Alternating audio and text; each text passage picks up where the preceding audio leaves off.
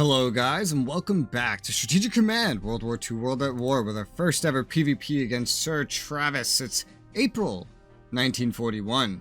We've done our rocket attacks, we've gravely injured a Norfolk heavy cruiser, getting it down to 2 strength. We've spent most of our MPPs as Japan, formulated some plans. A front has been opened in North Africa. He's gone on the offensive very late, I believe. That the UK went on an offensive way before this in history.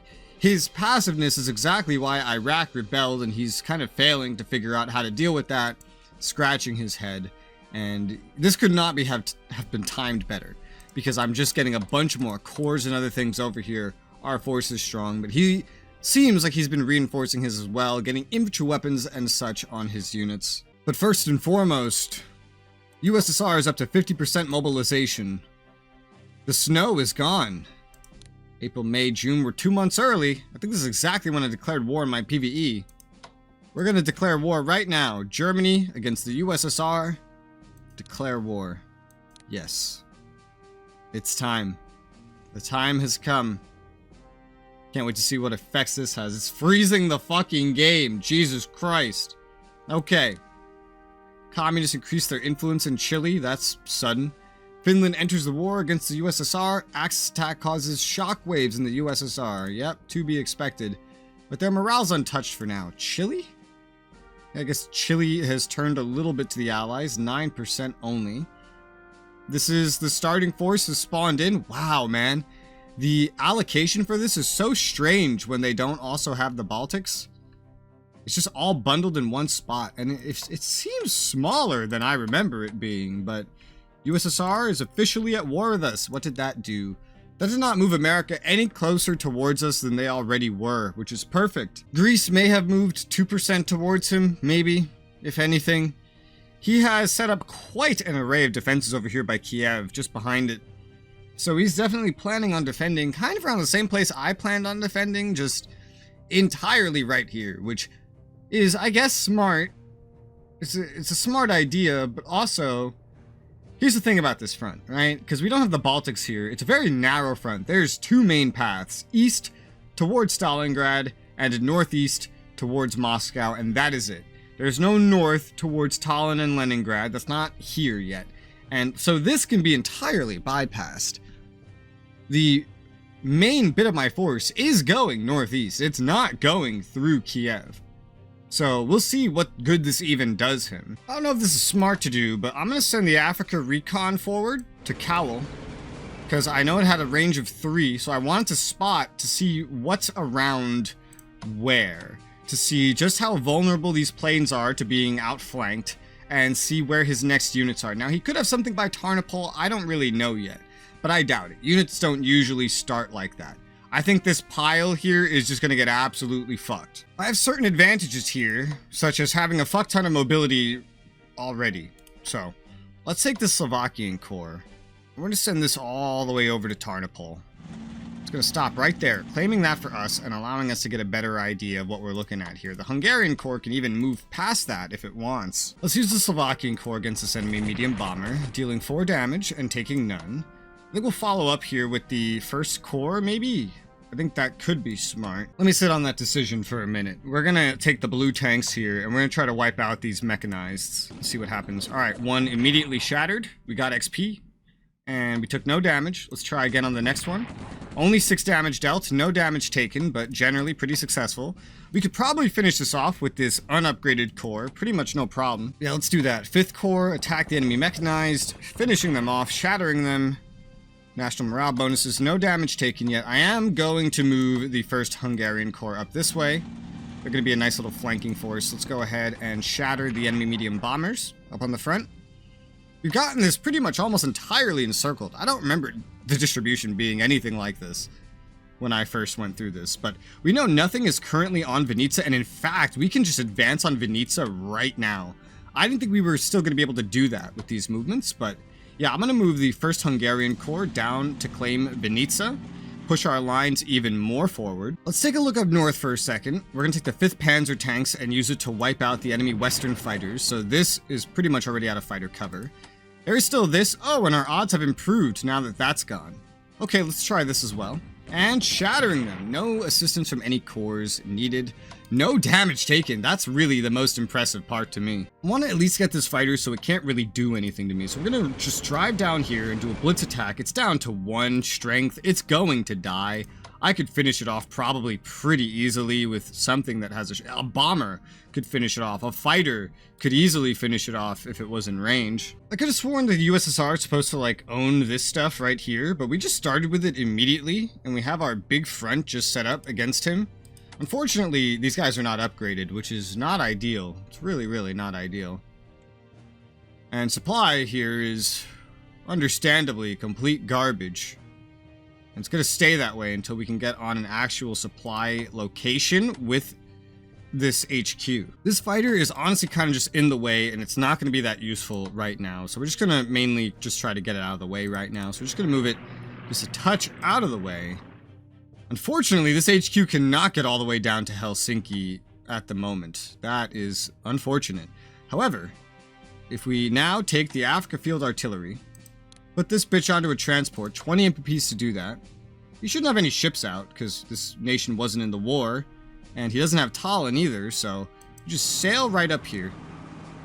Then we can probably just go ahead and like land, maybe still have a movement point, swap out, and then get defense positions in place pretty much already.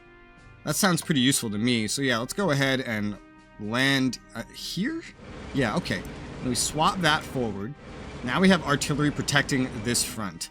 And this is going to be pretty relevant because what I'm going to do here is I'm going to swap the second corps forward so that I can upgrade the army as soon as possible. Unfortunately, as soon as possible doesn't seem to include right now, but I can upgrade the Helsinki corps. The last thing we need on these units is mobility.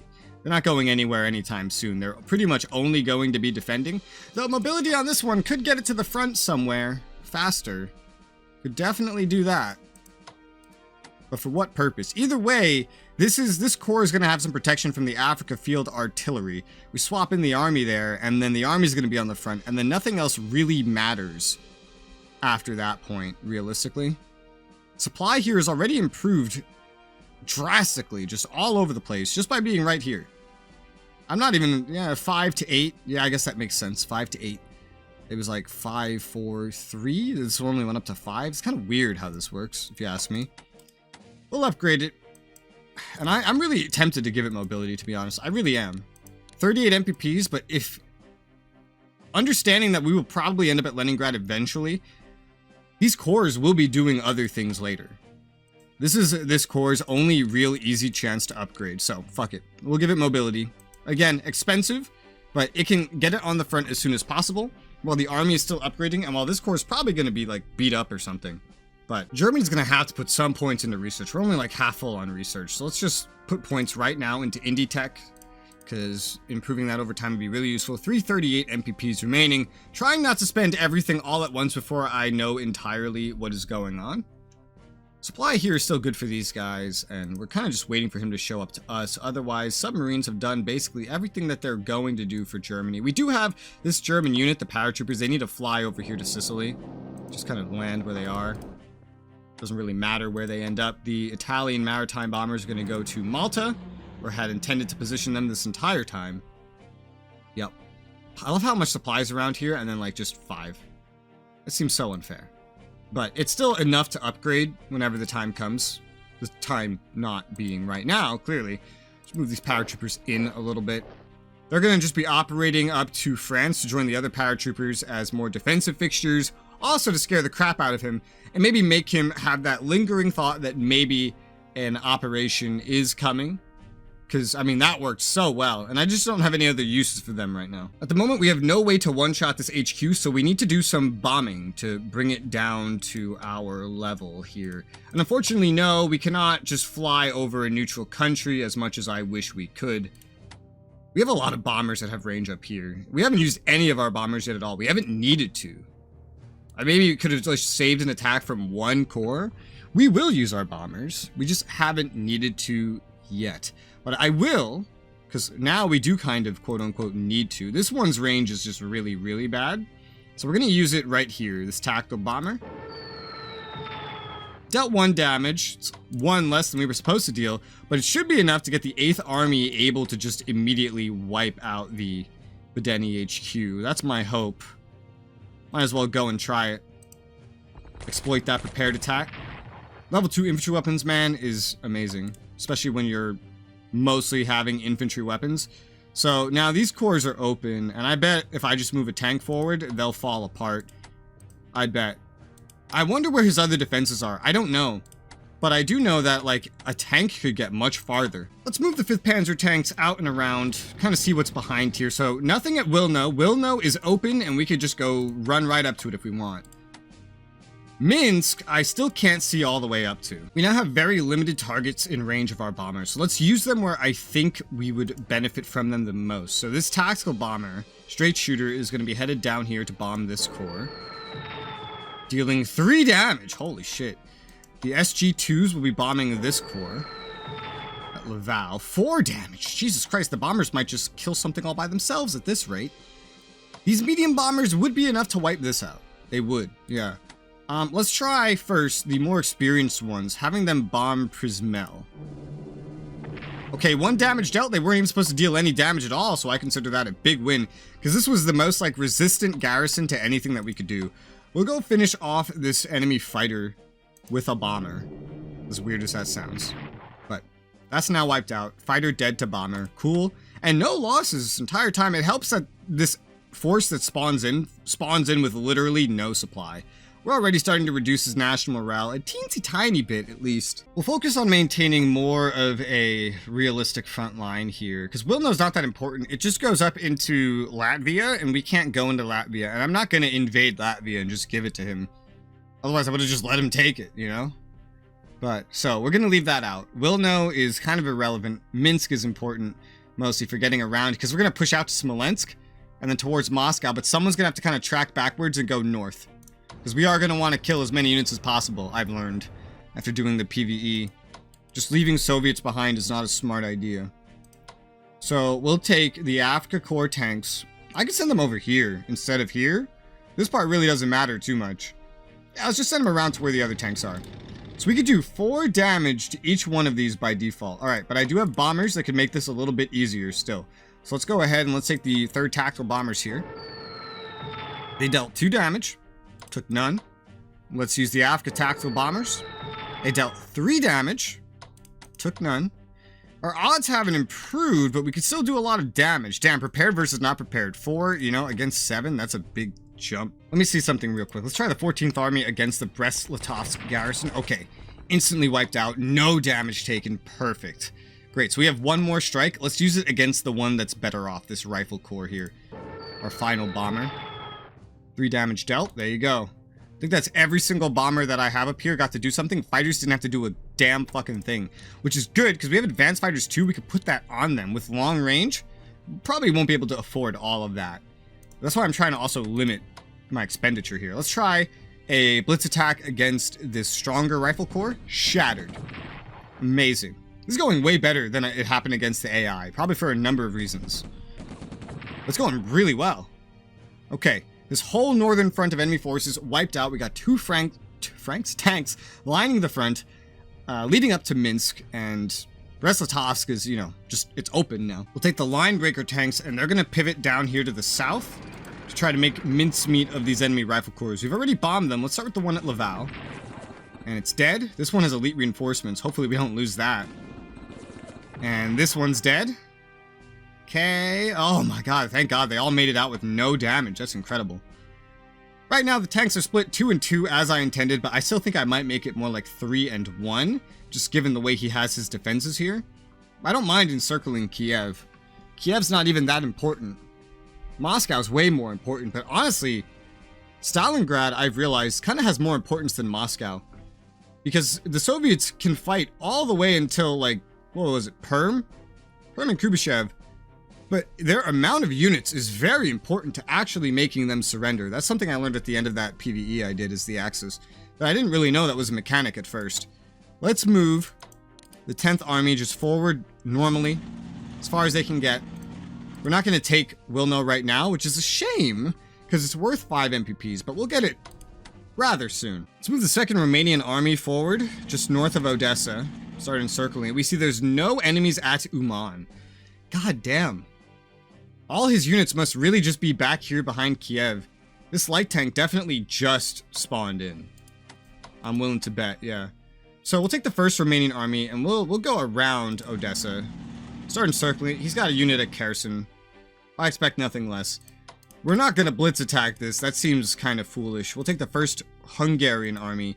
Have it go support the Romanians in encircling this area. I don't think he's going to really push out. He seems to be placing all of his bets on a defense around Kiev. Don't know what his plans are up here. This line is way more important. There's way more important targets up there. Well, I guess, you know, if you exclude this, but the second Hungarian army is going to go and actually just secure Uman. So now we have a nice front line here set by these units. All of these units are going to be shifting east. That is their job, to shift eastwards and just kind of function together. We can go for the Prismil garrison now, and apparently this corps thinks it could do it all by itself, so let's give it a shot. Yeah, it was right. It did it all by itself. That's impressive. All right, we're going to have to look at start moving some things forward. So the Von Bock HQ is probably going to head over to Laval. Probably, yeah. No partisans to worry about here, because this is technically Poland still, yeah. So Von Bock, who is someone that we do want to replace eventually, but he's good enough for now. He's going to move up to Laval, claim that for us. Prismel is just kind of surrounded, but I'm not too worried about it. Let's upgrade some fighters. Let's upgrade this one first, the Africa fighters, to level 2 with long range, because then they can actually cover everything up here. And that's going to be pretty important. This one still needs to reinforce. That's going to be pretty important as well. Let's reinforce the Romanian fighters. They have most of this covered, but not the guy all the way out in the front, unfortunately. And they have even more upgrades to do now that we've gotten some upgrades. But these coalition Axis forces are always going to be operating at a bit of a disadvantage. 230 MPPs remaining. Okay. There's something kind of important I want to do. I don't trust him with this corps. I really wouldn't be surprised if he pushed forward.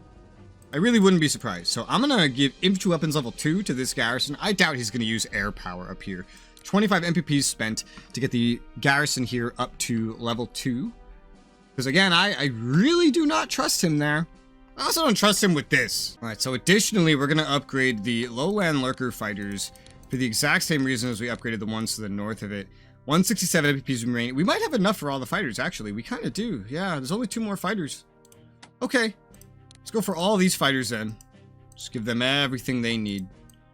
So they're all nice and maxed out. The only ones that aren't going to be maxed out are the Finnish ones and the Romanian ones. That's fine. We weren't completely ready, but wait any longer, we're just handing them MPPs for nothing. So one thing to note is we did just lose 25 MPPs a turn by starting this invasion. But I think we're going to get it back fairly quickly. Warsaw is a massive supply hub, whether I have an HQ on it or not. So let's take von Manstein, our most important HQ. We're going to move that up to Brest-Litovsk. And so that, yep, should spread the supply coming from Warsaw way better down this frontier. We have 3 HQs up here because it's just so much more important of a front, certainly. So von Rundstedt is going to head up to the next town here. Also claiming this stuff for us, balancing supply from this point as well. We're going to need to reinforce this Hungarian HQ. That's pretty fucking important. We're down to 57 MPPs and a limited amount of things to do. We do know we're going to be moving things out of Italy as well, so we're still trying to get these Yugoslavians in place. So for now, we're just going to be force marching them to get them into position sooner. No mobility stuff going on here. Force marching just past Rome for now. We got 1 corps, 2 corps. We have 3 corps, and then the one on Belgrade has to move as well. We don't have anything there to like sit on Belgrade just yet. We don't need anything to sit on Belgrade just yet. Ideally, we would have a garrison, though I don't think we have any garrisons coming.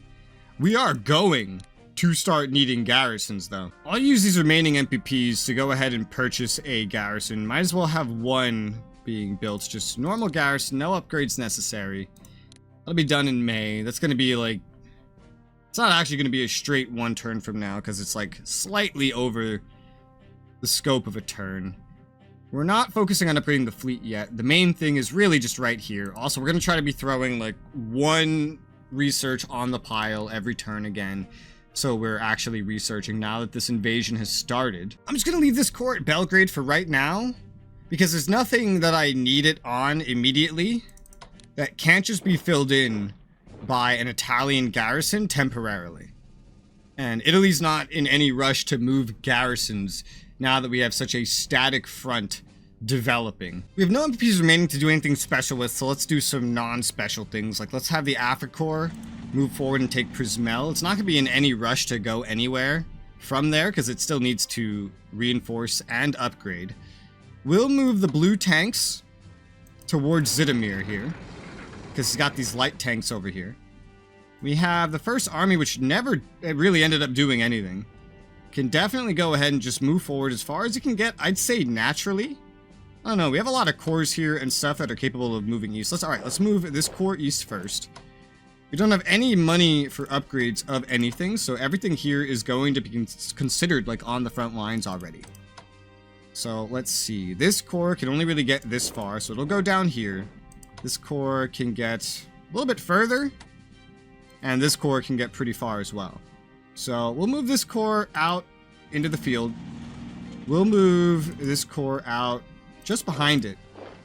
We have a lot of cores over here, and a lot of things that may end up shifting eastwards. This army will just go as far into the field as it can get naturally. Mobility is really going to help this. This is technically marsh, unfortunately. We'll move the recon in a touch so he doesn't try to get any cheap shots in. And then we can move this army towards here, away from the marsh. We got 2 armies and a bunch of cores, plus the coalition forces here. Seems good to me. I want to move this HQ up here, though. It's probably going to need a defender in front of it, facing the marsh. So for that purpose, we'll just move this core over here temporarily. Move Rommel forward to Cowl. That might actually hurt supply over here. No, it didn't. It actually did pretty well. Warsaw is just that good of a hub. So that actually really boosts supply over here, which is good. So we have our own defensive line against the marsh, and then some. Move the 4th Army right here, so we have a nice front being developed. Now, this is going to be a really fun thing, is moving all these bombers that have just attacked and really can't get very far at all. Yeah, this is going to be fun. So we're going to move medium bombers forward. Medium bombers forward. The fighters aren't going anywhere this turn at all. Most attack fighters are going to need to be facing just this way, so attack bombers as far as you can get. As far as you can get. This one can't get particularly far. We haven't moved everything over here yet, though. And we know where it's all going. We know where everything here's going. So this army is going to go past towards the road. There's nothing on Minsk at the moment. What the fuck? You definitely start with stuff at Minsk. I feel like you definitely do. Unless I just went ahead and fortified this myself. But giving up Minsk is weird. It's such a good supply hub. I don't know why he's just planning on giving this up. I'm not really sure. But we'll move the 14th Army forward into these woods, forming up more of a little front here. And now we have more room to move these tactical bombers just kind of straight in one direction. So you're going to go as northeast as possible. Not really going to be in range of anything, probably. You're going to go as northeast as possible. You're probably also going to go as northeast as possible for now. Still, we might keep 2 tactical bombers down here. So we have 1, 2... Forgot about this one. 3, 4 up here, 1, 2 here, plus the 2 medium bombers. That's kind of my plan from the beginning, but we'll see. We will see. We'll have to see about that. This army can move forward as well. The way is kind of closed off, though. It's kind of just blocked by everything, as luck would have it. 3rd Army will just move up behind the 10th Army, kind of working together as a unit. 2 Army unit. The cores are less important in all of this. They're more just reinforcements, and right now our armies are perfectly enough. 12th Corps will move forward and just form an obligatory little defensive formation around Brest-Litovsk, just in case he's crazy enough to push up through there, which I don't really think he's going to do that, to be honest. I'm going to move Von Lieb forward as well, because I want to move him up towards, like, Minsk or Wilno. So we're just going to move him as far up as he can get currently. We have way too many cores back here that just cannot get anywhere right now. So we'll just put one up here just because we're kind of out of places to put things. I have too many cores, in fact, as luck would have it, if that is what you call luck. I'm so tempted to just kind of leave a tiny little defensive front by Memel and over here. That's really not going to be necessary. I think eventually we'll need stuff in Warsaw because there's some resistance, quote-unquote, events that pop up. There are resistance events, yes, I've looked it up, but apparently they don't kick in until the start of 1944, and ideally, if everything goes well, USSR won't even exist in that year. So we'll just push up with like this big horde. Though I'm not sure who's going where with such limited space on the front. I guess you're the only one that can squeeze in over here, then you'll go squeeze in over there. And then, some of you are just going to have to stack up, unfortunately. So this core's going to go here. This core's going to go there. This core's going to go over there. You're going to move forward northeast, Mr. Plane. You're just going to stack up over there. You can't get very far at all at the moment, Mr. Anti-Tank, but you need to reinforce anyway, so you just go by Mudland for right now, and that should be fine. It's crazy how stretched out I ended up feeling when I had to also cover the Baltics, but now that I don't have to cover the Baltics really, I don't feel stretched out at all. He may still invade these, which I would just take as a good thing, really, because there are a couple MPPs to be had there. And if he's on the offensive, if he's declaring war, that aggression may move America away, but you know, we're in mid-1941. America's going to be moving towards him constantly. If I can kind of lure him into making any decisions that kind of prolongs that process, it's probably for the better. Though I do think we're pretty much done with Germany. I've done everything I can. Research, reinforcement, attacks. There's nowhere else to really do anything. In Iraq, he's moved away, but supply is still only 3, so this garrison cannot be upgraded. I wonder if he'll let me upgrade it. I wonder if he'll let the supply get high enough to be upgraded and not keep anything on that front. That would be funny. Let's look back at Japan, where we have some attacks to do, namely the 17th Korean Army against this entrenched enemy corps. We dealt 5 damage as expected, took no damage as expected. And also the 34th Army against the Nanning Corps, dealing the expected 6 damage and taking the expected no damage. Let's swap the North Chinese Front Army in and have it finish off this corps, because our corps can't necessarily do that. We did unfortunately take damage to our elite reinforcements, so that's not too great. We also can't move in there with anything other than the corps. So we are going to move up with the corps just to secure this location, get rid of those fortifications. The supply is a little bit stretched there, but that's kind of beyond the point. We can also see a little bit better. He's got even another corps back there, so that's interesting. We're going to swap the Central Expedition Army in and go ahead and finish off the enemy Nanning Corps right there. Shattered. It's dead. No damage received. Good. Infantry weapons, with 104 MPP to spend, I would like to get mobility on an army if it's convenient, you know, if it's like kind of in my way to do so. Because, you know, these armies right here, these are very likely going to be the ones that stay here as we push towards Lanchao. Once you reach Lanchao, it's like so debatable of whether I think even going for Urumqi is actually worth it. Because that's a lot of forces to tie up for a goal that won't actually give you very much or take very much away from the enemy. I don't know. Regardless, that would be beneficial, and I think it is worth it to get it while we have just some additional MPPs lying around. So he's got level 2 infantry weapons and some mobility here. Now, we have this guy who's the Changsha Defense Force 2 Corps. Pretty easy to attack. Changsha, haha, that's funny. You mean over here? You're not defending it very well. We dealt 4 damage, unfortunately taking 1 damage. We can also swap in the 21st Army and attack, dealing 3 more damage and taking no damage that time. And, this could definitely use some time to reinforce. This could use some elite reinforcements. This guy's not really going anywhere, and the push coming this way is going to be way more aggressive and is entirely my focus. Let's swap up the Korean Army. So we have these 2 in the back so they can reinforce, get any elite reinforcements, maybe upgrades, we'll see. While the other guys kind of take the front, because even then we have additional armies than what I need. I'm going to move this medium bomber onto Henyang just so it's based out of somewhere that it won't necessarily drain from the HQs. Not that I think that's a problem anymore. But we are out of time for this episode, and we still have Italy to take on and maybe a little bit more of Japan. So in the next episode, we will finish up this turn, though. That was the start of the war with the USSR. Hope you guys are proud of how it went. Let me know what you think about how this is going to go and how everything else has been going so far. For now, though, thank you guys very much for watching, and I'll see you on the next one.